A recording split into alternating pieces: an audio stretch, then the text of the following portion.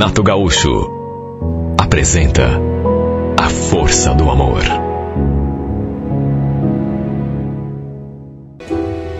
Sabe, não éramos namorados, pelo menos não assim de um jeito tradicional, oficial, mas a gente vivia ficando. Às vezes, combinávamos de sair com a turma e normalmente acabávamos a noite juntos. Ou então ele me ligava, me chamava para ir a algum lugar. Eu gostava do André. Na verdade, era apaixonada por ele. Mas sabia que ele não sentia a mesma coisa por mim. Que ele encarava aquele nosso relacionamento como um passatempo. Do contrário, já teria até me pedido em namoro há muito tempo. Como ele mesmo dizia, curtia ficar comigo. Numa dessas vezes que a gente ficou junto, ele veio me contar. Então, Fernanda, no começo do ano que vem eu tô indo para Curitiba. Sério? Puxa, que bacana. Você vai passear lá na casa do teu irmão? Então, na verdade, eu tô indo para ficar. Já conversei com o Mando, ele falou que tem até emprego para mim se eu quiser. Sério? Então, olha, fiquei tão sem jeito. Na verdade, fiquei muito triste. Murchei naquela hora. Me encolhi toda. Estava indo para ficar. Ele não podia estar falando sério. Na época, morávamos em São Mateus do Sul. E só de pensar que a gente não mais ia se encontrar, que eu não iria vê-lo mais, senti aquela pontada no peito. Fiquei tão triste, tão arrasada, que ele acabou notando, tanto que falou: "Ah, não precisa ficar assim, né? Eu venho te ver de vez em quando." Olha, eu quase pedi que ele me trouxesse junto aqui para Curitiba. Só que, como eu já disse, né? A gente não tinha nada sério. Ele nunca tocou no assunto de namorar comigo, assim, de maneira... Tínhamos acabado de entrar no mês de novembro, ou seja, havia ainda 2 meses para aproveitar, para ficar junto. Já que ele viria para Curitiba logo depois da virada do ano. Olha, desde aquele dia, meu coração ficou apertado. Cada dia que passava, era um dia menos para tê-lo pertinho de mim. Só que parece às vezes que Deus tem planos diferentes para a gente, né? E eu digo isso porque quando entramos no mês de dezembro, eu fiquei, sabe, desconfiada, porque minha menstruação estava atrasada. Esperei mais alguns dias. E como continuou do mesmo jeito, resolvi fazer um teste de farmácia e adivinha, o resultado deu positivo. Olha, eu não sabia se ficava apavorada ou se ficava feliz, sabe? Quando bate assim, aquela emoção, tudo ao mesmo tempo. E agora? Naturalmente que o filho só podia ser dele. Eu só saía com ele, só ficava com ele. Então, mesmo sabendo que ele estava vindo embora para Curitiba, sabe, juro por Deus, não foi uma gravidez proposital. Juro que não. Porque eu sei que tem mulher que, para forçar uma situação, acaba engravidando. Não foi o meu caso, o nosso caso.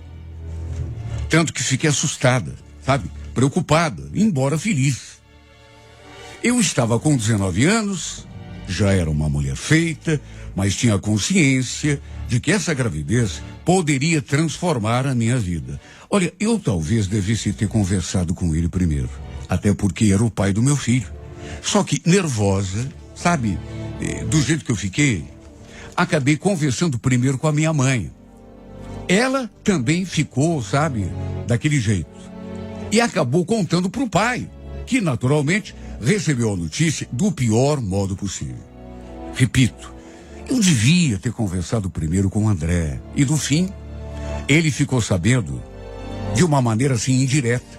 Quando contei em casa que ele era o pai do meu filho, e mais do que isso, que estava vindo embora para Curitiba no começo do ano, o pai ficou louco da vida.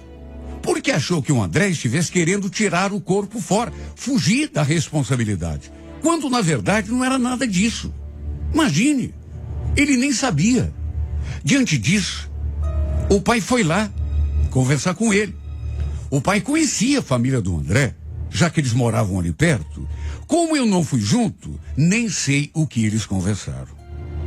Eu fiquei tão nervosa que, em vez de ligar para o André, deixá-lo mais ou menos preparado, não. Fiquei ali encolhida na cama, só esperando pelo desdobramento daquela história. Tempos depois, antes mesmo do pai voltar, o André me ligou e a sua voz estava alterada. Ele estava bravo. Escuta, que história é essa de gravidez, hein, Fernanda? Mas por que você está perguntando isso? Sabe, me fiz de boba, porque não sabia o que falar. Teu pai acabou de sair daqui. É verdade isso? Por que você não me contou primeiro? Desculpa, André, eu queria ter contado. Mas é que fiquei tão nervosa, acabei contando pra mãe. Aí a mãe contou pro pai. Puxa vida, Fernanda. Passei um carão aqui em casa, viu? Minha família toda olhou pra minha cara sem saber do que se tratava. Teu pai me deu de dedo na cara aqui, sabia? Até discutiu com a minha mãe. Pedi desculpas, mais uma vez reconheci que realmente tinha errado. Devia ter conversado com ele primeiro, mas é que fiquei tão assustada, tão nervosa. Marcamos de conversar pessoalmente e o clima entre nós continuava tenso. Ele insistiu. Aliás, bravo do jeito que estava, a uma certa altura, chegou a insinuar. Você não fez isso de propósito, né, Fernando? Puxa vida. Eu falei que eu estou indo embora para Curitiba mês que vem. Isso não podia ter acontecido. Olha, eu cheguei a chorar.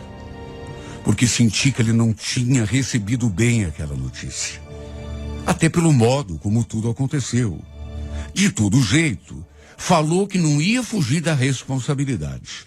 Queria me ajudar em tudo que fosse necessário.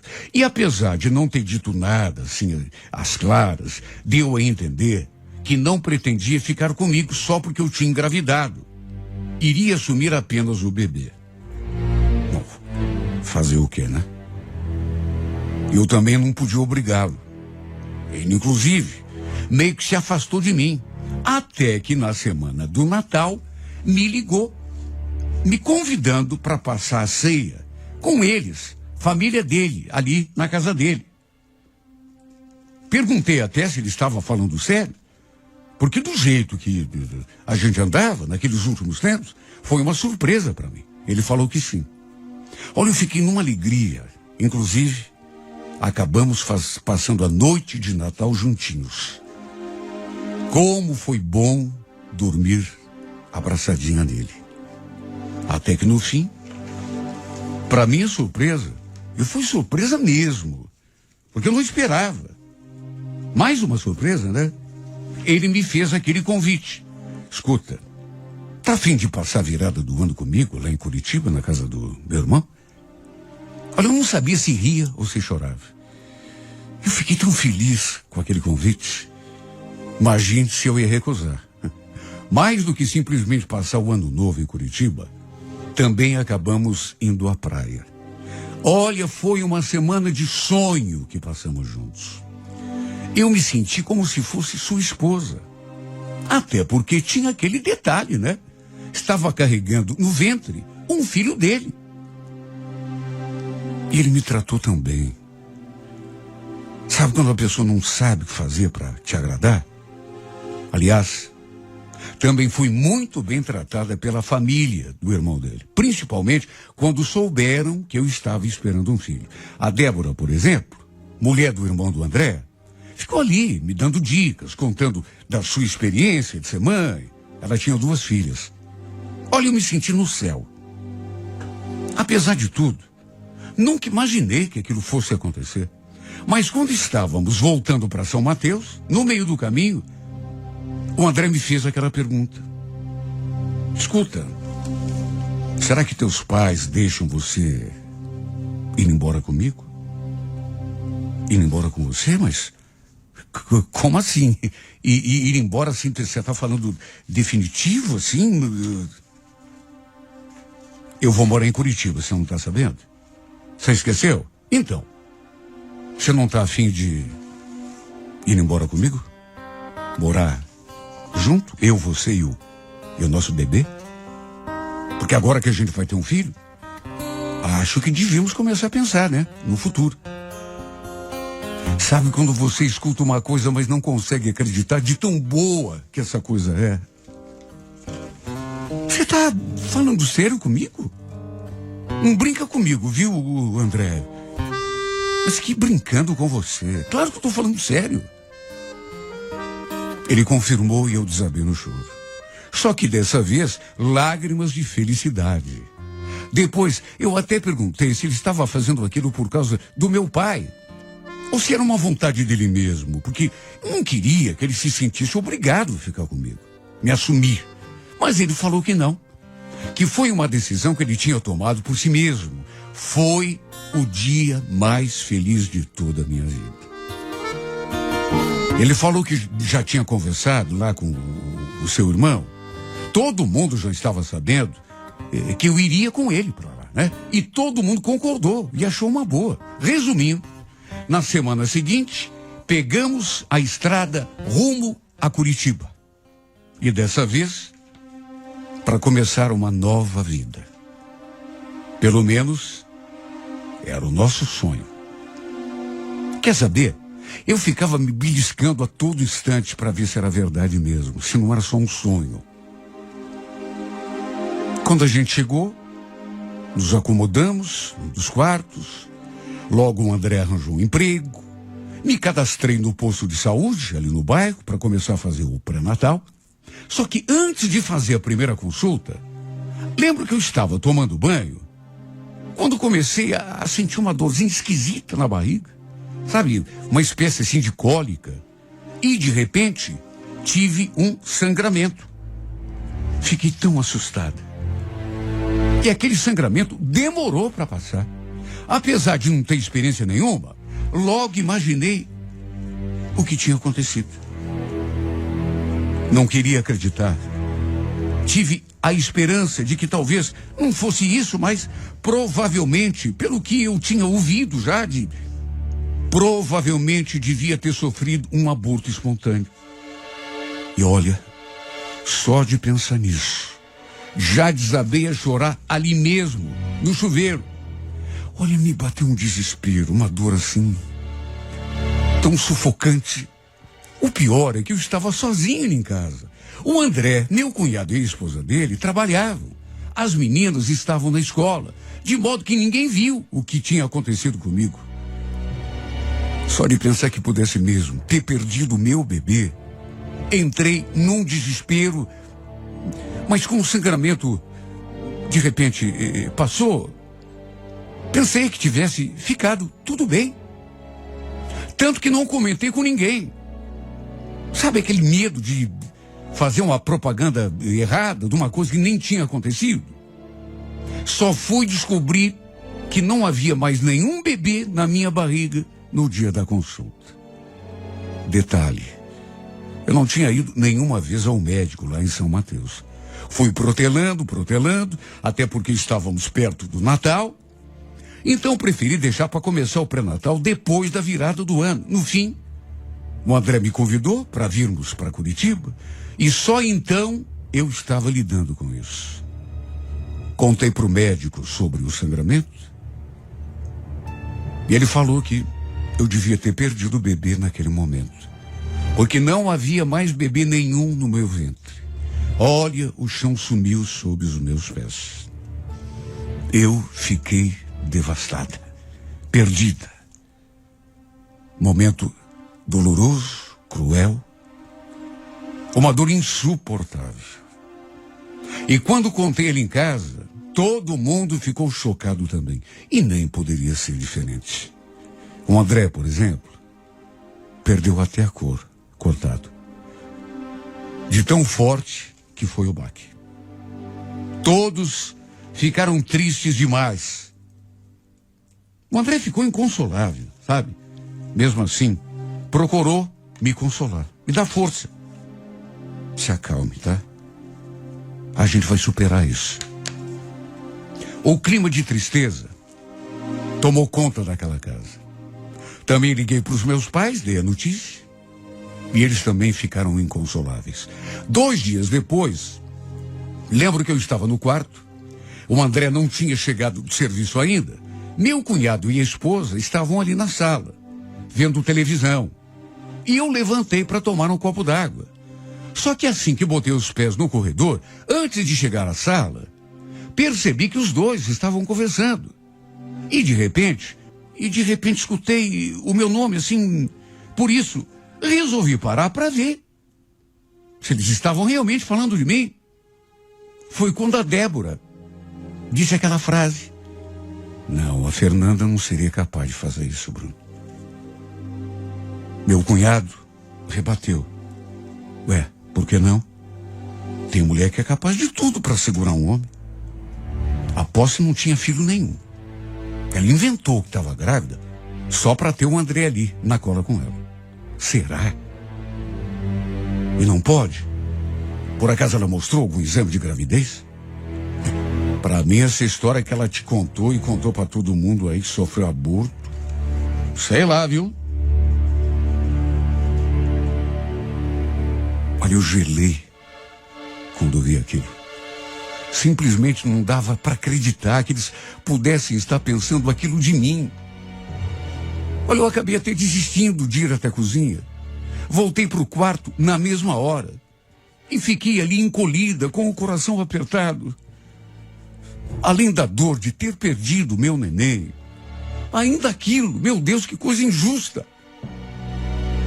E só de imaginar que eles pudessem comentar alguma coisa com o André, daquela desconfiança deles, ou então que ele mesmo, o André, estivesse pensando a mesma coisa de mim, já me fez entrar em desespero. Meu Deus, eu não tinha inventado gravidez nenhuma. Também não tinha mentido sobre o aborto. Não dava para crer que pudessem estar pensando. Aliás, eu senti que naqueles últimos dias eles realmente me olhavam assim de um jeito diferente, mas não tive coragem de confrontá-los depois. Isso aconteceu no sábado. No domingo, o André veio conversar comigo ali no quarto. Eu senti que ele também estava estranho. Quando ele me fez aquela pergunta, eu não tive dúvidas de que seu irmão ou sua cunhada tinham comentado sobre aquela suspeita com ele. Não tinha outra explicação do André estar me perguntando aquilo. Escuta, Fernanda, você chegou a fazer um teste de gravidez de verdade ou foi só aquele de farmácia? Por que você está perguntando isso? Você também está achando que eu menti, André? Que eu não estava grávida coisa nenhuma?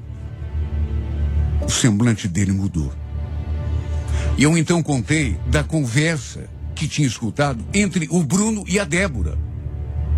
A conversa que eu tinha ouvido no dia anterior. Foram eles que encheram a tua cabeça? Ele não respondeu. Continuou olhando para mim, sério. Eu ali chorando. Até que entre lágrimas e soluços, perguntei. Você não vai dizer nada? Você também acha que eu inventei aquela história? Só para você me trazer junto para cá?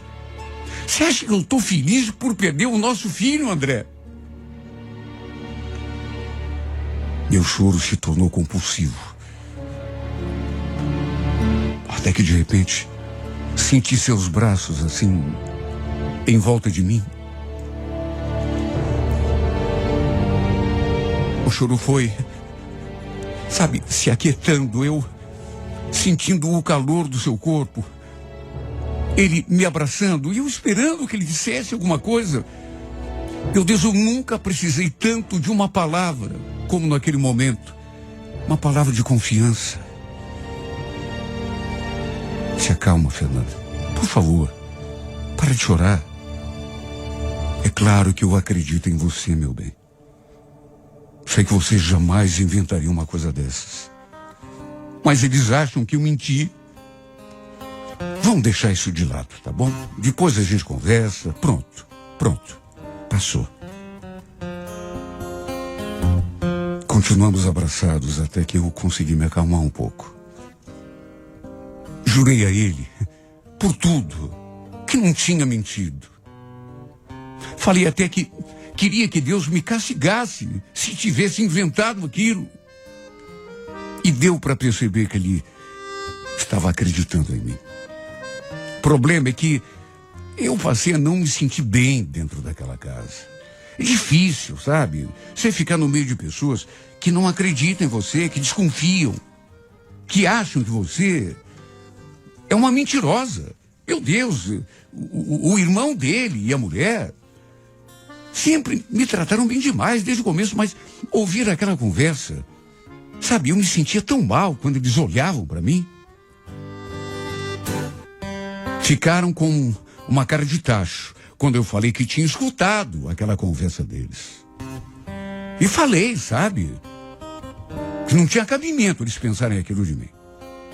Eles pediram desculpa, só que mesmo assim, até hoje, não sei se mudaram de opinião, de pensamento, ou que falaram aquilo só para acabar a conversa.